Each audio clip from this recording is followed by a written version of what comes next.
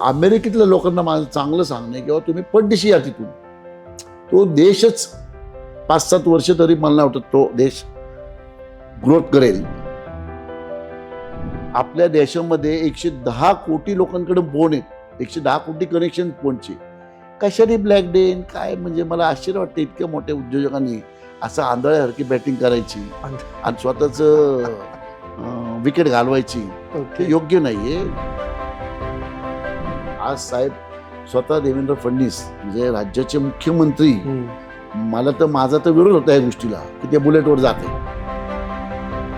2029ला बारामतीची लढत खरेच जय पवार विरुद्ध सुप्रिया सुळे होऊ शकते. काही लोकांनी उठवलं मंगळसूत्र पण घालू नका म्हणतील, लग्न पण करू नका म्हणतील. म्हणजे काय आपल्या देशातल्या लोकांना अर्धवट ज्ञानाने काय कोणी काही बोलतात. त्यांचं म्हणणं असं आहे, जेव्हा बंगालच्या निवडणुका होत्या तेव्हा तुम्हाला ते आर्थिक संकट जाणवलं नाही का? तुम्ही रोड शो करता तेव्हा तुम्हाला आर्थिक संकट जाणवलं नाही का? तर डॉलरची मागणी वाढतीये, डॉलरची मागणी वाढते कारण आपल्याला डॉलरमध्ये कन्वर्ट करावं लागतात पैसे तेवढे, आणि डबल द्यावं लागतात पैसे कच्च्या तेलासाठी. कच्च्या तेलासाठी डबल पैसे द्यावं लागतात. म्हणून आपण माननीय पंतप्रधानांनी काय केलं की जितकी शक्य तितकं ह्या युद्धाचा परिणाम म्हणजे युद्ध चालू असेपर्यंत काटकसर करायची. तुम्ही म्हणता की वेळेत दिलं नाही. आमचं सरकार आले आज रोजी 12 वर्ष आले, बरोबर. 12 वर्षात जितकं मेट्रो झाली तितकी काँग्रेसच्या काळात झाली का? ज्यांच्या जीवाला धोका आहे, Z+ सिक्युरिटी, ते मान्य करू शकतो. पण जो तो उठतोय सायरन लावत 50-20 गाड्यांचा ताफा घेऊन चालतो, हे बरोबर आहे? ते पूर्वीपासून होत आलं, हे आम्ही केलेलं नाही. पण राहुल गांधी जेव्हा बोलतात की अरे मग मोदींना चालवता येत नाही, तर मला दुःख वाटतं की राहुल गांधींसारखा आदर्श बाळगणारा नेता खूप मोठा, आता या 5 वर्षात त्यांची प्रतिमा चांगली झाली होती, पण ते सुद्धा अशा वेळेस साथ देत नाही. नमस्ते, मी योगेश कुटे. लेट्सअप विशेष या कार्यक्रमामध्ये तुम्हा सर्वांचं पुन्हा एकदा स्वागत. पंतप्रधान नरेंद्र मोदी यांनी देशाला काटकसरीचं आव्हान केलेलं आहे. इंधनाचा वापर कमी करा, परदेश दौरे टाळा, सोनं शक्यतो खरेदी करू नका आणि आपलं जी काही खाद्यतेल आहे त्याचा देखील वापर कमी करा.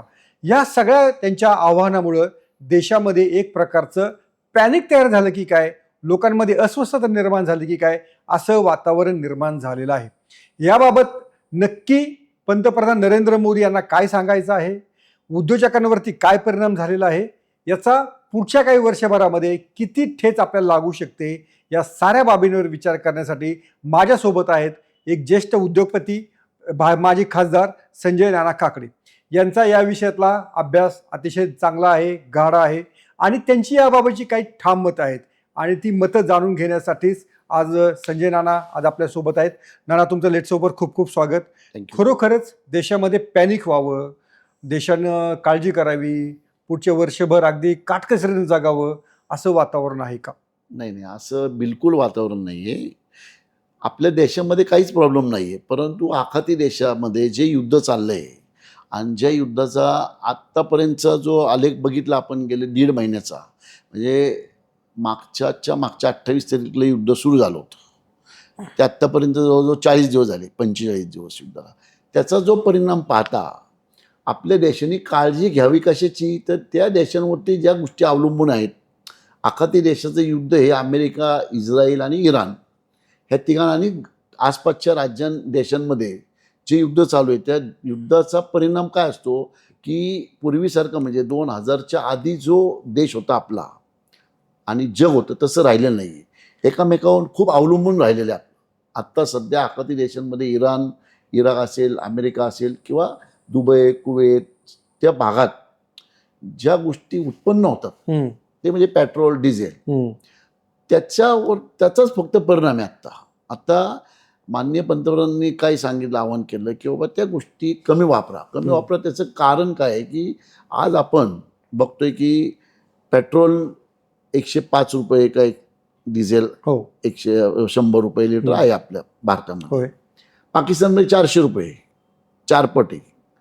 पण आपल्याकडे कारण कच्चं तेल जो होतोय ते आपण 60 रुपयांनी पूर्वी घेत होतो. पूर्वी म्हणजे युद्धाच्या आधी $60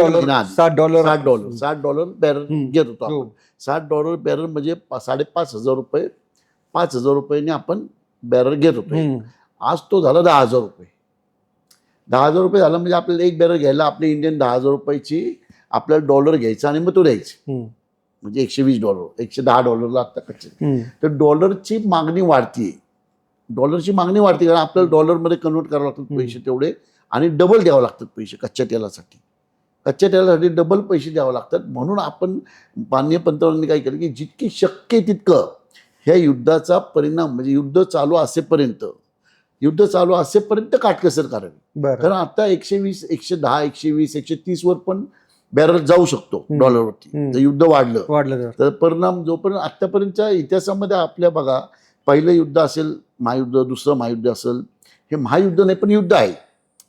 मग भारतात त्या देशांवर जे अवलंबून आहे अमेरिकेवरती इस्रायलवरती इराणवरती आपल्या भारतात ज्या ज्या गोष्टी अवलंबून आहे त्याच्यामध्ये काटकसर करा म्हटलेलं आहे आपण. याचा अर्थ असं नाही की बाबा तुम्ही गाड्या वापरूच नका, याचा असं नाही की बाबा सोनं घेऊच नका.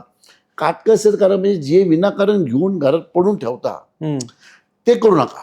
ओके, असा त्याचा उद्देश होता. पण याच्यामध्ये लोकांचं म्हणणं असं आहे जर तुम्ही आम्हाला वेळच्या वेळी मेट्रो दिली असती, वेगवेगळ्या वेळच्या वेळी बसेस दिल्या असत्या, आम्ही कशाला गाड्या घेतल्या असत्या. तुम्ही देत नाही, तुम्ही सुविधा देत नाही, त्यामुळे आम्हाला गाड्या घ्याव्या लागल्या. असं काही नाहीये. बघा मी पण एकदम खालनं वर आलेलो आहे. माझे पण मित्र गरीब पण आहे, श्रीमंत पण आहे, झोपडपट्टीतल्यापासून ते म्हणजे मोठे मोठे नाव घेण्यापेक्षा खूप मोठे श्रीमंत आहेत. असं मेट्रो आली म्हणून कोणी गाडी घेतली नाही असं झालं नाही. आजही मेट्रोच्या सुविधा मुंबईमध्ये पूर्ण मेट्रो सुविधा दिलेल्या आहेत. पूर्ण पुण्यामध्ये पण ठराविक जागी आहे मेट्रो. तरी लोकांनी गाड्या घ्यायचं बंद केलेलं नाही.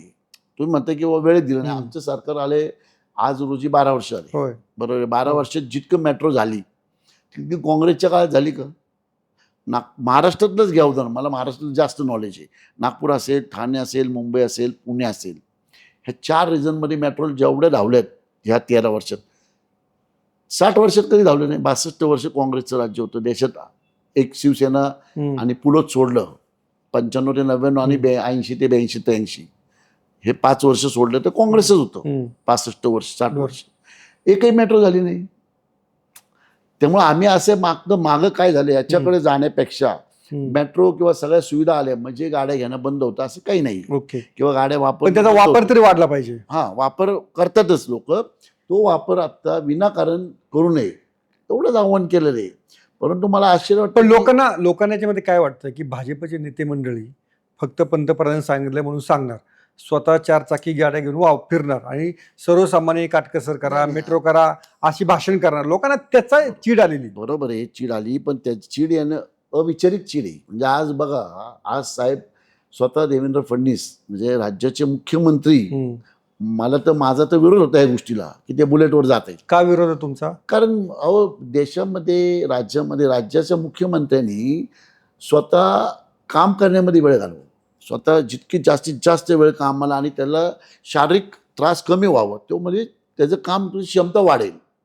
तुम्ही त्यांना म्हणताल उद्या चालत जा मंत्रालयात, मग घरून मंत्रालयात चालत गेले ते किंवा बाईकवर गेले तर तिथं जाऊन त्यांना 8 तास 10 तास काम करायचं असतं. माननीय मुख्यमंत्री सकाळी 9 पासून देवेंद्र फडणवीसांना मी चांगलं ओळखतो, आपणही ओळखतो. सकाळी 9 पासून रात्री 2 वाजेपर्यंत ते व्यक्ती काम करतो. मग त्यांनी चालत यायचं मंत्रालयात, त्याची क्षमता वाढवायची. आम्ही करू ना, आम्ही करू त्याच्याऐवजी आम्ही घेऊ ना. आज ते बुलेटवर गेले. मग बुलेटवर जाताना ऊन लागतं, वारं लागतं, पाऊस लागतो, गरिबांना लागतो. पण मुख्यमंत्री याला नैतिक जबाबदारी खूप असते. पूर्ण राज्य चालवायचं असतं. त्याला पण तुम्ही म्हणता तुम्ही चालत जा, कोणी घोड्यावर जातं. काय वेडेपणा आहे हा, मूर्खपणा आहे हा सगळा. म्हणजे प्युअरली मूर्खपणा आहे. त्या माणसाला जेवढ्या माणसाला जबाबदारी असतात तेवढ्या त्या माणसाने स्वतःची काळजी घेतली पाहिजे. आम्ही पण त्यांची काळजी घेतली पाहिजे. ही नैतिकता आहे, विचारधारा आहे.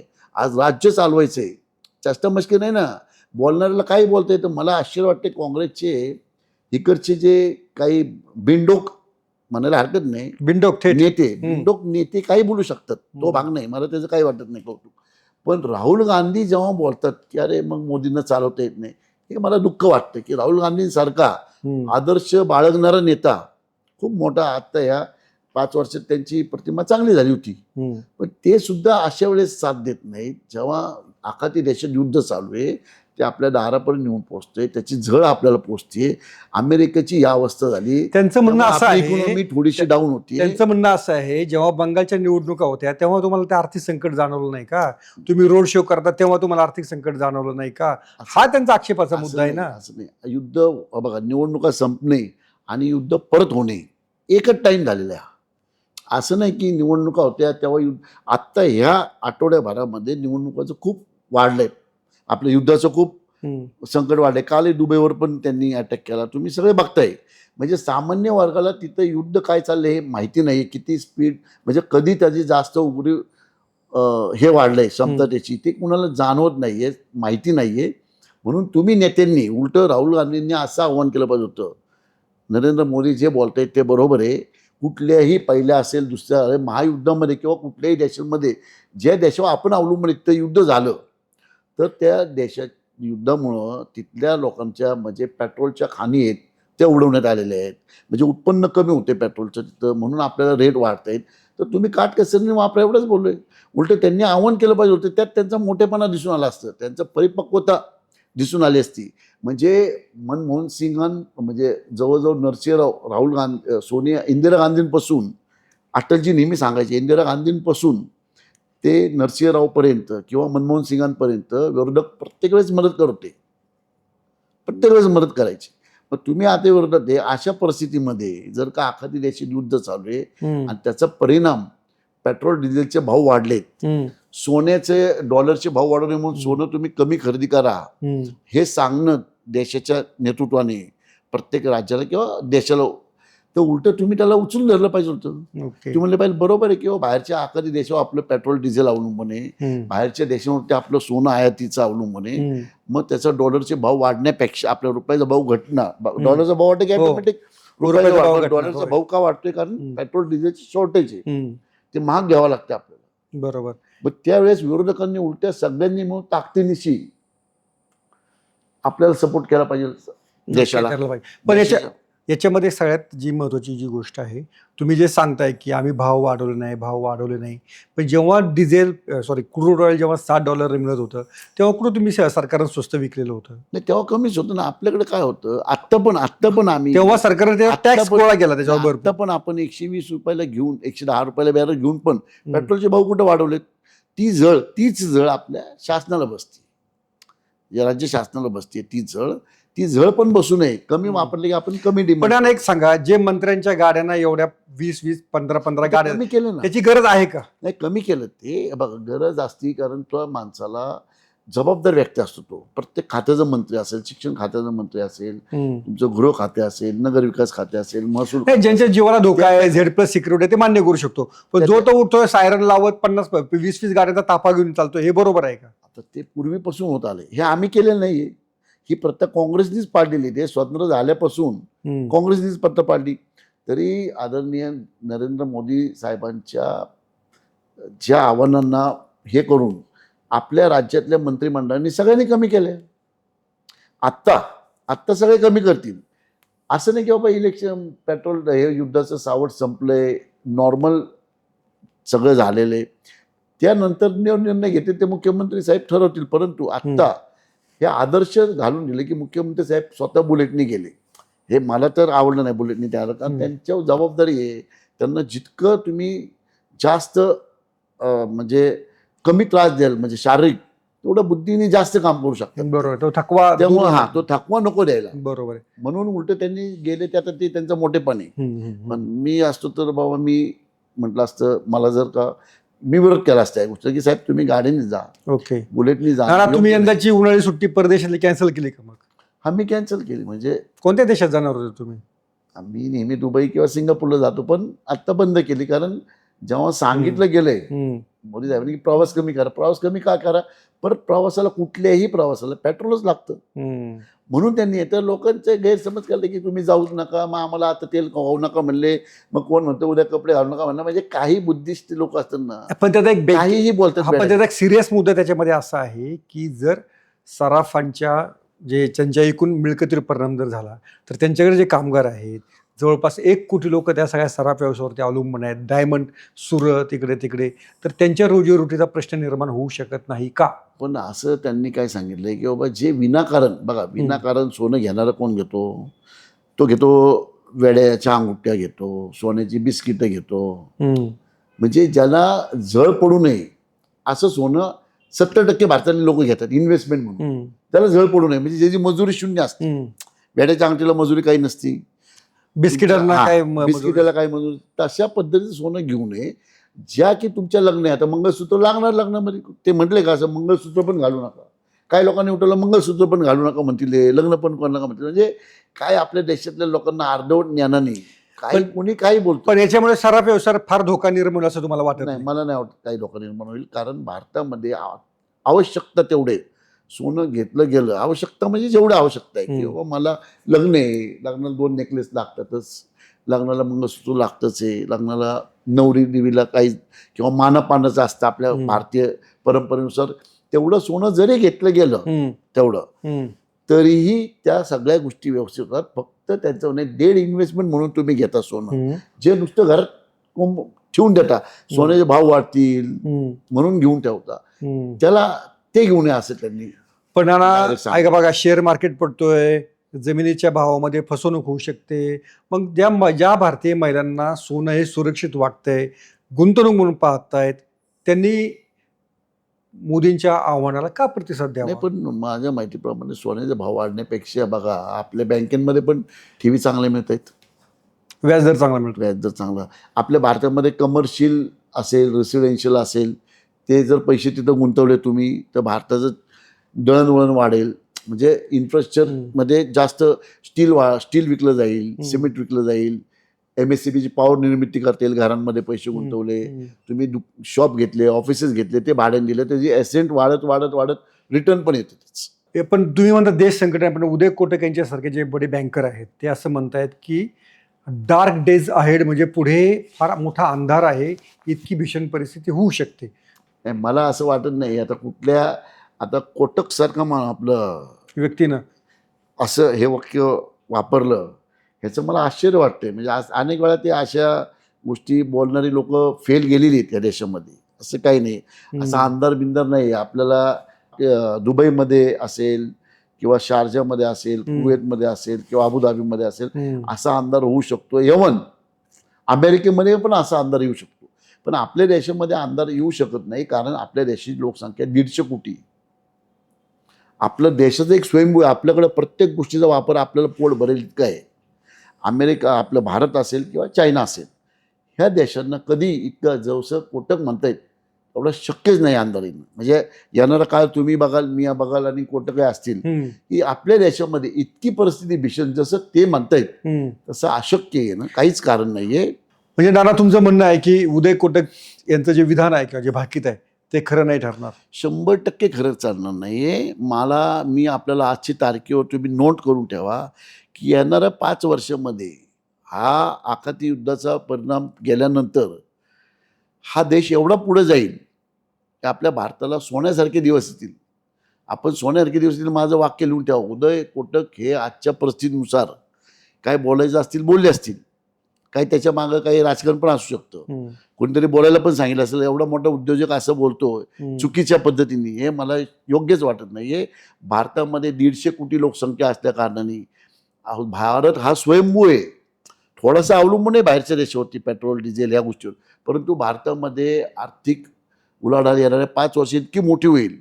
आपण बघाल की उदय कोटकांना 5 वर्षानंतर आजचा जो काही ते म्हणतायत ब्लॅक डे, कशावरनं बोलले सांगतच नाहीत. त्यांनी स्पष्टीकरण केलं पाहिजे की ह्या गोष्टीमुळे ब्लॅक डे. जसं मी आता स्पष्टीकरण सांगतो की हे क्षणिक आहे, युद्धापुरतं आहे. नाहीतर करोनानंतरचा आपल्या देशामध्ये आणि येणाऱ्या 5 वर्षांमध्ये आपला देश एवढा ग्रोथ करेल.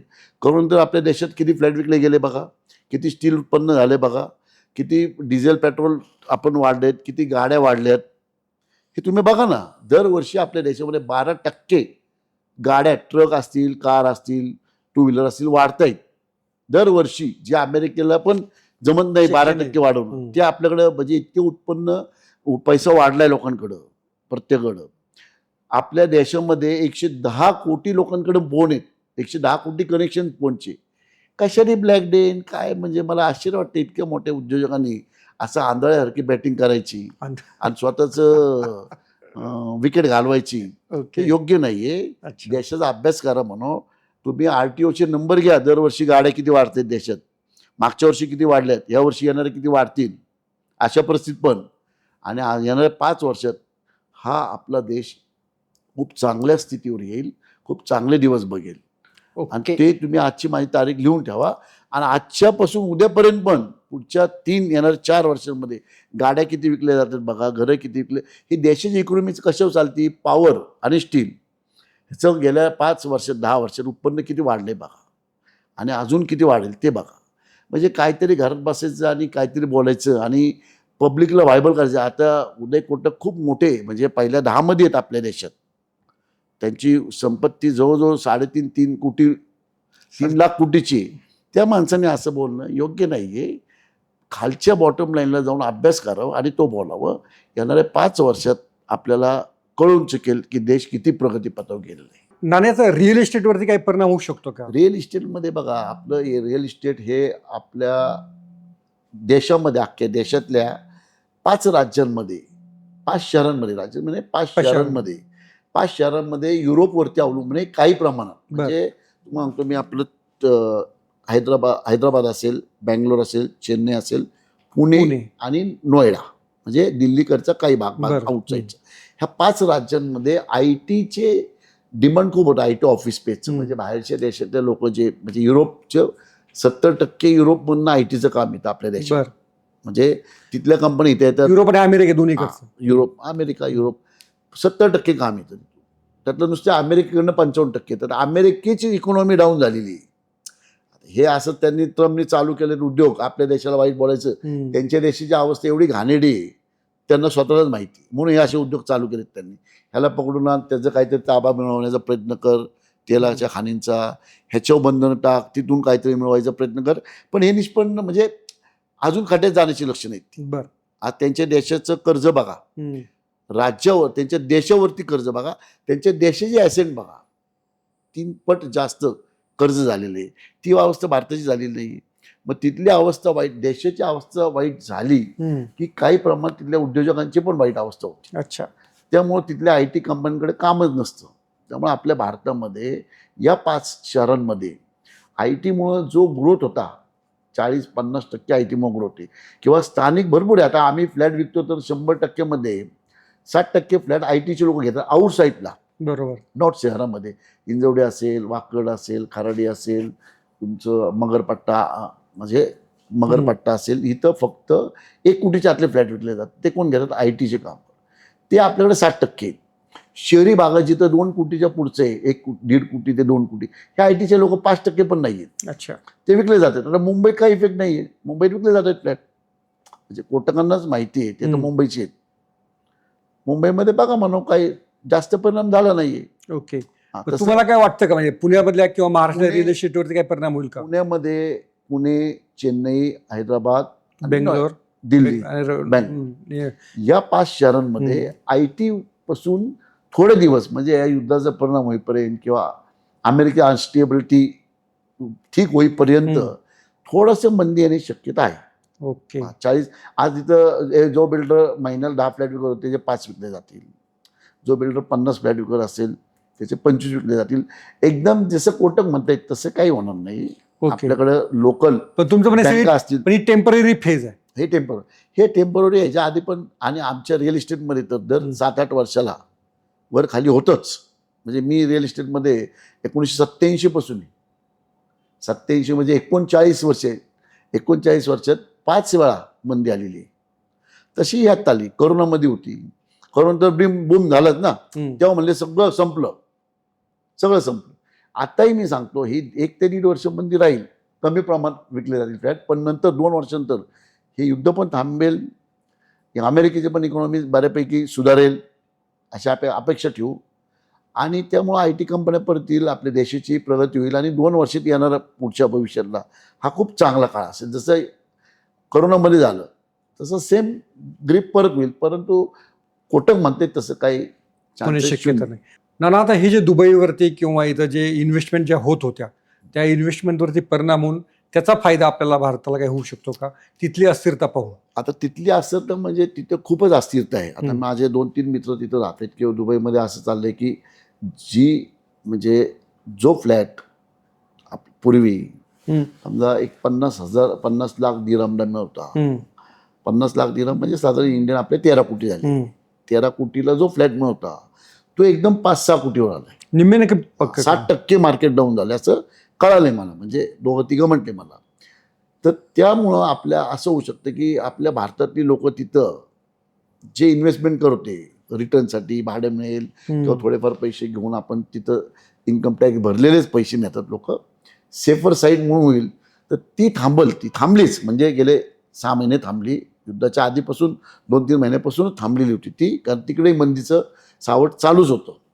तर ते जे पैसे आहेत, आता तिथले पैसे तर परत आणता येणार नाही भारतात, कारण तिथं डाऊन झाले. पण इथले जे पैसे पुढे नेणार होते ते थांबून आपल्या भारतामध्ये त्याचा फायदा बेनिफिट होईल नक्कीच, कारण ती लोक कुठेतरी पैसे लावणारच.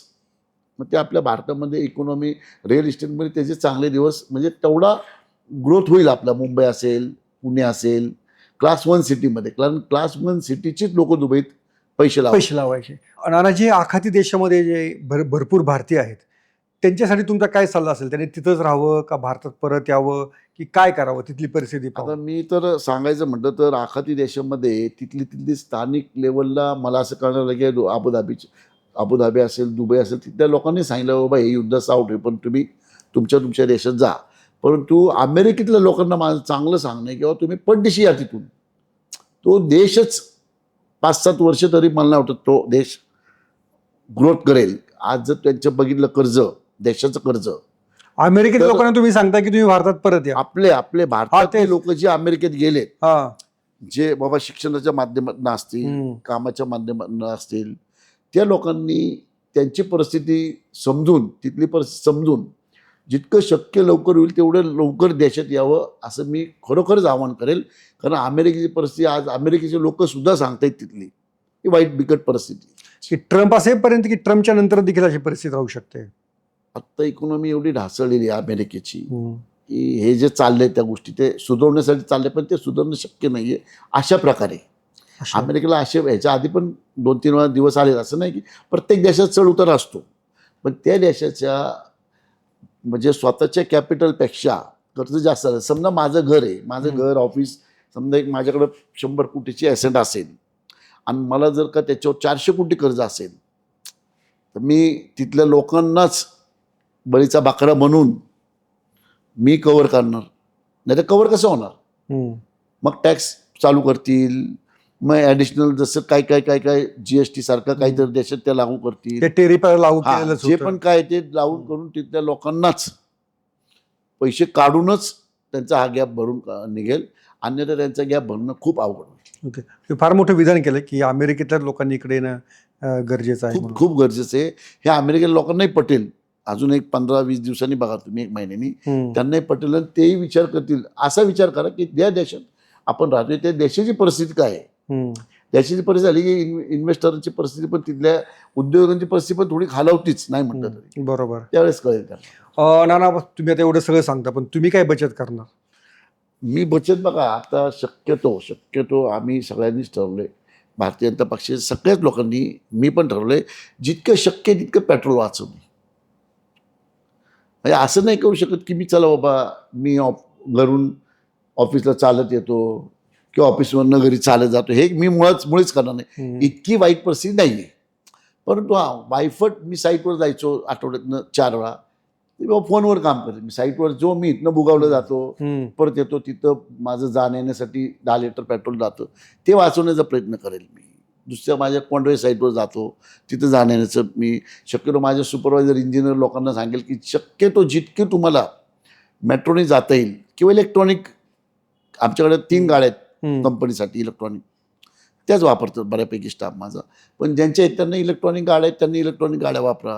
आसपास जवळ राहणाऱ्यांना सांगू आम्ही की बाबा तुम्ही डबल, एकाकडे गाडी असेल दुसऱ्याने त्याच्यावर बसून या, 4 व्हीलर असेल तर 4 बसून या. ह्या गोष्टी करू शकतो. ओके. त्याच्यापेक्षा मी एकटा काही नाही करू शकत. सगळ्यांनीच करणं गरजेचं आहे ते. नाना, तुमच्याशी मुलाखत करताना राजकीय प्रश्न येणार असं होऊ शकत नाही. तुमचा मुलगा विक्रम काकडे याचं नाव विधान परिषदेसाठी इच्छुक म्हणून किंवा एक चर्चेत असं नाव आलेलं होतं. मी पण तुम्ही तर राज्यसभा स्वतःच्या बळावर जिंकली, तर तुम्ही काय विक्रमला काही सांगितलं नव्हतं का जरा कशी विधान परिषद तयारी करायची, काय करायची? काय होतं, आता मुलं मोठी झाली, मी मागे सांगितलं होतं, मुलं हा. मोठी झाल्यानंतर त्यांची विचारधारा त्यांच्याजवळ स्वतंत्र ठेवावी असं माझं इच्छा आहे. बरं. म्हणजे आम्ही बिझनेसमध्ये पण माझ्या मुलाला मी 2 प्रोजेक्ट दिलेत, तो वेगळा करतो. माझ्या मिसेसला मी 3 प्रोजेक्ट दिलेत, ती वेगळा करते. मी माझे 4 प्रोजेक्ट करतो, मी माझे वेगळे करतो. विचारधारा प्रत्येकाची वेगवेगळी असते. त्यामुळं त्याला असं वाटत होतं की बाबा जय पवार आणि पार्थ पवार हे दोघं त्याचे मित्र आहेत. त्यांनी अजितदादांनी शब्द दिला होता त्याला. अजितदादांनी शब्द दिल्यानंतर पार्थ पवार म्हटलं अरे आपण करू, मग तो गेला. त्याच्यानंतर काही त्यांचे टेक्निकल अडचणी आल्या, काही पक्षातल्या जुन्या लोकांना असं वाटत असेल की नवीन अजून पक्ष सदस्य पण नाही, कसं करायचं बाबा, ह्या काय अडचणी आल्या असतील आणि त्यातनं ते नाव मागे पडलं असेल. परंतु एकदा मुलं मोठी झाली की त्यांना आपण आपल्या विचारधारेवर बळच नेण्यात अर्थ नाही, मी तरी समजत नाही. त्या स्वातंत्र्य दिलं पाहिजे त्यांना एकदा दोनदा अनुभव आला की ते हुशार होतात त्यातून, तसं तो आता हुशार होईल. पश्चिम बंगालच्या निवडणुकीत तुमचा अंदाज काय होता? आणि पश्चिम बंगालमध्ये आम्ही निकालच्या आदल्या दिवशीच माझे 4-5 मित्र होते, त्यांना मी स्पष्ट सांगितलं होतं की बाबा आपण 185 ते 200 पर्यंत पोहोचू, हे मी आधीच सांगितलं होतं. आणि तसं झालं ते. हां, म्हणजे 200च्या पुढे गेलो, अंदाजापेक्षा जास्त झालं. कारण भारतीय जनता पक्षाच्या लोकांनी, पूर्ण देशातल्या लोकांनी जाऊन तिथं इतकी मेहनत केली होती. अमित भाई शहा पण बसले होते तिथं 22-25 दिवस. सगळ्या देशातनं बरेचसे कार्यकर्ते, RSSचे कार्यकर्ते असतील, भारतीय जनता पक्षाचे नेते असतील, कार्यकर्ते असतील, जाऊन बसून इतकं चांगलं नियोजन केलं. त्या नियोजनाचं फळ हे मिळालं आणि ममता बॅनर्जी सारख्या नेतृत्वानी तो पराजय आनंदाने स्वीकारून पुढचे 5 वर्षे विरोधी पक्ष म्हणून राहायला हरकत नव्हती. परंतु त्यांची विचारधारा वेगळी आहे आणि ते कोर्टात जात आहेत, तिकडे जात आहेत. आणखीन एक अंदाज तुम्हाला विचारायचा आहे की रोहित पवार म्हणतात की 22 आमदार हे राष्ट्रवादी काँग्रेसमधनं फुटून भाजपमध्ये जातील, तर 2029ला राष्ट्रवादी काँग्रेसचं अस्तित्व राहू शकेल? आता बघा, राष्ट्रवादीचं जी मला नॉलेज आहे त्यांच्यामध्ये इतकं वादळ चालू आहे सध्या, म्हणजे मला शॉक आहे की बाबा अजितदादांना जाऊन अजून 6 महिने सुद्धा झाले नाही. अजितदादा होते तेव्हा पक्ष असा कोणी नेता हलत नव्हता. आज बघतोय, म्हणजे मी मीडियाकडनं माहिती घेतोय, भुजबळांचं नाशिककडे तोंड आहे, तटकरींचं कोकणामध्ये तोंड आहे, प्रफुल्ल पटेलचं दिल्लीमध्ये चेहरा आहे. म्हणजे काय चाललंय, हे जे पहिल्या फळीतले नेते होते त्या पहिल्या फळीतल्या नेत्यांची ही अशी दुरावस्था होतीये, हे त्या पक्षासाठी चिंताकारक आहे.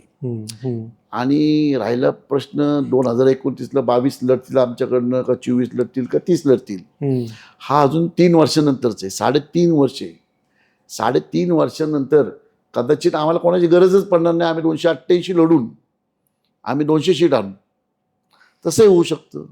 म्हणजे आत्ता 3.5 वर्षानंतरचं आत्ता बाकी सांगणं म्हणजे प्युअर बावळटपणा आहे. म्हणजे तुम्ही काही बोलायचं, उठायचं, तोंडाला तोंड लावायचं. 3.5 वर्षांनी कदाचित पूर्ण राष्ट्रवादीच आमच्याकडे विलीन होऊ शकतील, असं होऊ शकतं. बरोबर, असे होऊ शकतं ना, किंवा अख्खी राष्ट्रवादी, म्हणजे अजितदादांची जी राष्ट्रवादी होती ती अख्खी आमच्याकडे विलीन होऊ शकते. 22 काय, किंवा राष्ट्रवादीचे अजितदादा म्हणजे जे सुनेत्राताई आहेत वहिनी, त्या 288 पण जागा लढू शकतात. एकनाथ शिंदे 288, आम्ही 288 जागा लढू शकतो, किंवा युती होऊन परत अशा जसं मागं लढलो आम्ही माननीय अजितदादा असताना, तशा पद्धतीने पण होऊ शकते. असं आत्ता 22 फुटतील का 35 फुटतील हे आत्ता सांगणं मूर्खपणाचे लक्षण आहे, म्हणजे काहीच कारण नाही. अच्छा. आणि आम्ही आमच्या घटक पक्षाची लोक फोडायचं काही कारण नाही, गरजही नाही. आता 132 आहेत आमची, बरोबर, 132 आहेत आमचे आमदार. आम्हाला गरज नसते, आम्ही माणुसकी खातीर दोन्ही पक्षांना ठेवलं. आम्ही एक पक्ष घेऊन पण चाललं असतं आम्हाला. आम्ही अजितदादांनी सर्वात पहिला पाठिंबा दिला आम्हाला, आणि अजितदादांचे 140 ना आमचे 132. त्यांचे 42 आणि यांचे 42 आमचे 133. बरोबर. तर तेव्हा सरकार स्थापन म्हणजे झालं. आमचे 175 मध्ये सरकार आम्ही दोघांमध्ये पण सरकार, पण आम्ही नैतिकता एकत्र लढल्यामुळं आम्ही एकनाथ शिंदे साहेबांनाही घेतलंय बरोबर. त्यामुळे आम्ही घटक पक्ष म्हणजे आमच्याच घटक पक्षाचे असं वागू असं मला तरी वाटत नाही. आम्ही उद्धव ठाकरे साहेबांचे आमदार कुठलेत तेव्हा बी आम्ही नव्हतो त्यांच्याबरोबर.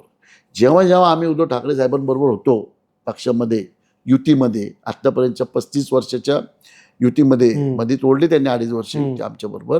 परंतु जेव्हा पक्ष युती तेव्हा आम्ही कधीही त्यांचे आमदार फोडले नाही. त्यांचे आमदार शिवसेनेचे जे फोडले गेले ते पवार साहेबांनी फोडले होते, शरद पवारांनी 1991 छगन भुजबळांच्या माध्यमातून पण त्यांनीच फोडले होते.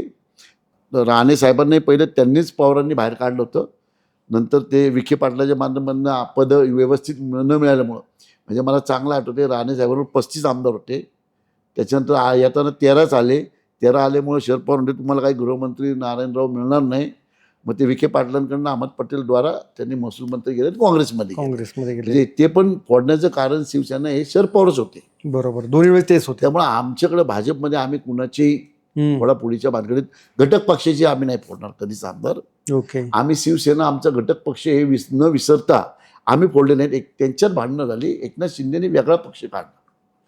त्यात पण आम्ही असं म्हणतात किंवा आम्हीच आहे असं काही नाही. ज्याला त्याला अपेक्षा असते. शरद पवार पण पुलोट काढलं तेव्हा वेगळे फुटून गेले. बरोबर आहे. तसंच एकनाथ शिंदेनी बाबा त्यांना मुख्यमंत्री पदाची अपेक्षा होती, इच्छा होती, महत्वाकांक्षा होती. त्यांनी 40 लोक घेऊन ते मुख्यमंत्री झाले. बरोबर. ओके. त्यामुळे आम्हाला अशी गरज नाही. आमच्याच घटक पक्षाचे लोक आम्ही शरद पवार राष्ट्रवादीचे काही लोक यायची तयारी असतील, असे 10 आमदार आहेत, 10 मधले 8 आले तर आम्ही घेऊ. ओके. 8 घेऊ एकदम. तुम्ही 2029ला बारामतीची लढत खरंच जय पवार विरुद्ध सुप्रिया सुळे होऊ शकते. आता त्यावेळेस आहे ना, त्यावेळेस त्याला पण 3 वर्ष आहेत अजून. आणि असं आता सांगता येत नाही, म्हणजे काही सांगता येत नाही. होऊ पण शकते किंवा आम्ही भाजपचा उमेदवार 2 वेळा लढला तिथून. त्यामुळं आमचं तो जो प्रभाग आहे, वार्ड आहे, बारामती लोकसभा मतदारसंघ आहे, हा भाजपचा आहे. त्यामुळे भाजपकडनं कोणीही लढू शकतो. भाजपकडनं पण लढणारे खूप लोक आहेत. बरोबर. असं काही नाही की पार्थ पवार जर ते सीट सोडलं आम्ही समजा बारामती, तर तिकडची जी आम्ही पूर्वी सीट दिली होती लोकसभेचे अजितदादा 4 का 5, तर एक सीट आम्हाला त्यांना सोडावं लागेल. मग तसंही करावं लागेल. ओके. मध्ये चाललं होतं की बाबा तसे काही होऊ शकतं, पण असं काही झालं नाही. त्यावेळेस पण काय होईल सांगता येत नाही. आता काही सांगता येत नाही. आता काही सांगता येत नाही. कारण 3 वर्ष जायचे ना, खूप मोठा भरपूर कालावधी. पण लोक आधीच आता भाकीत करू लागले. पण ते भाकीत म्हणजे नुसतं मीडिया पुढे यायचं म्हणून काही भाकीत करतात. 2000 काही लोक म्हणतात 2029ला वहिनी मुख्यमंत्री होती, जय पवार असं बोलले. आता त्याला 3 वर्ष जायचे. तुमचे 42 आमदार आहेत, त्यांचा तुमचाच घटक, तुमचाच भाऊ म्हणतो 24 आमच्याकडे येणार आहेत. ते कसं मुख्यमंत्री होणार हा एक विषय. पण ठीक आहे, त्यावेळेस आम्ही एकत्र लढलो, त्यांची जास्त सीट आले तर त्यावेळेस निर्णय होईल. 3 वर्षानंतरचं आत्ता बोलणं हे मला तरी बुद्धीला पटत नाही. जे बोलतात ते कुठलं भाकीत घेऊन बोलतात किंवा काय अंदाज करतात माहीत नाही. तर हे होते संजय नाना काकडे. ही मुलाखत आवर्जून पहा आणि तुमच्या प्रतिक्रिया कॉमेंट्स कळवा. आणि तुम्ही बचतीसाठी काय करत आहात हे देखील त्या कॉमेंट्समध्ये सांगा. पात्रा लेट्सअप मराठी. सोशल मीडियाच्या भाऊ गर्दीत विश्वासार्हतेने चकाकणारे नाव म्हणजे लेट्सअप मराठी. सगळ्यांना, सगळ्या नागरिकांना ती स्पीच, ती लेट्सअप वरील मुलाखती म्हणजे विचारांचा खजिना. त्यानंतरच्या निवडणुकीमध्ये मला सोडून गेले. बातम्या केवळ वस्तुस्थिती सांगणाऱ्या, न प्रोपगंडा, फक्त जनतेचा अजेंडा.